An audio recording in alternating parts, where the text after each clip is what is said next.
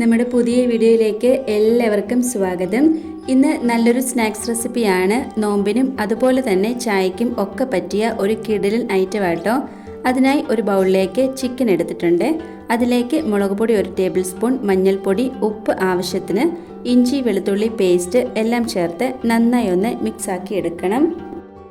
ഇനിയൊരു പാനിലേക്ക് നമ്മൾ മാഗ്നേറ്റ് ചെയ്ത് വെച്ചിട്ടുള്ള ചിക്കൻ ഇട്ട് കൊടുത്ത് മൂടി വെച്ചൊന്ന് വേവിച്ചെടുക്കാം. ചിക്കൻ്റെ ഉള്ളിലെ വെള്ളമൊക്കെ വറ്റി ഇതുപോലെ ഡ്രൈ ആയി കിട്ടണം.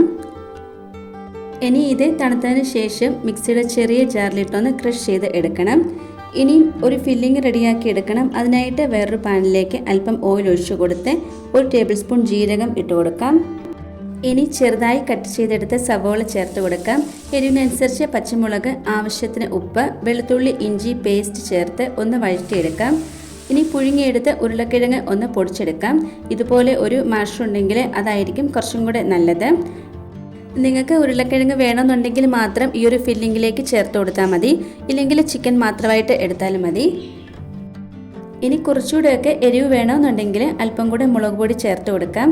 ഇനി അല്പം ഗരം മസാല, മഞ്ഞൾപ്പൊടി ചേർത്ത് ഇതിൻ്റെയൊക്കെ പച്ചമണം മാറി കഴിയുമ്പം പൊടിച്ചെടുത്ത് ഉരുളക്കിഴങ്ങ് ചേർത്ത് ആദ്യം ഒന്ന് മിക്സ് ആക്കി എടുക്കണം.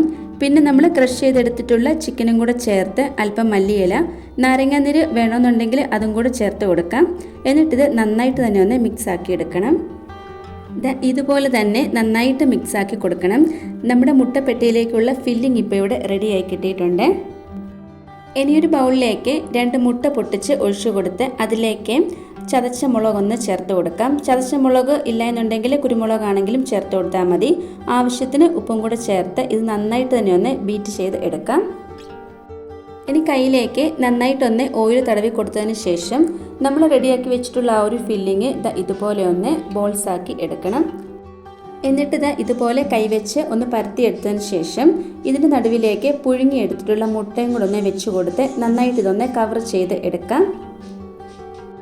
എന്നിട്ടിത് 2 കൈയും വെച്ച് നന്നായിട്ട് ഇതൊന്ന് ഷേപ്പ് ചെയ്ത് എടുക്കണം. നമ്മുടെ മുട്ടപ്പെട്ടി ഇപ്പോൾ ഇവിടെ റെഡി ആയി കിട്ടിയിട്ടുണ്ട്. ഇനി ഇത് മുട്ടയുടെ വെള്ളയിലേക്കിട്ട് ബ്രെഡ് ക്രംസിലേക്കിട്ടൊന്ന് കോട്ട് ചെയ്ത് എടുക്കാം.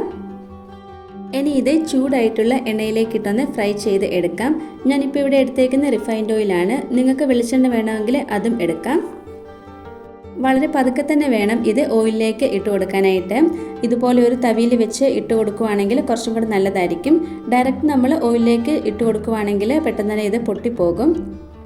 ഇനി ഇത് 2 സൈഡും നല്ലൊരു ഗോൾഡൻ കളറായി വരുമ്പോൾ കോരി മാറ്റാം. നമ്മുടെ സ്നാക്സ് ഇവിടെ റെഡി ആയിട്ടുണ്ട്. കെച്ചപ്പ് അല്ലെങ്കിൽ ചട്നിയൊക്കെ കൂട്ടി ഇത് കഴിക്കാവുന്നതാണ്. ബ്രേക്ക്ഫാസ്റ്റ് ആയിട്ടും നോമ്പിനൊക്കെ പറ്റിയ നല്ല കിടിലൊരു സ്നാക്സിൻ്റെ റെസിപ്പിയാണ്. ആരും ഇതുപോലെ ഉണ്ടാക്കി നോക്കിയിട്ടില്ലെങ്കിൽ തീർച്ചയായിട്ടും ഒന്ന് ട്രൈ ചെയ്ത് നോക്കാവുന്നതാണ്. ഇന്നത്തെ നമ്മുടെ ഈ റെസിപ്പി എല്ലാവർക്കും ഇഷ്ടമായി കാണുമെന്ന് വിചാരിക്കുന്നു. ഇഷ്ടമായിട്ടുണ്ടെങ്കിൽ ലൈക്കും കമൻറ്റും സബ്സ്ക്രൈബും ഒന്നും ചെയ്യാൻ മറന്നു പോരുതേ. അടുത്തൊരു വീഡിയോയിൽ കാണാം. താങ്ക്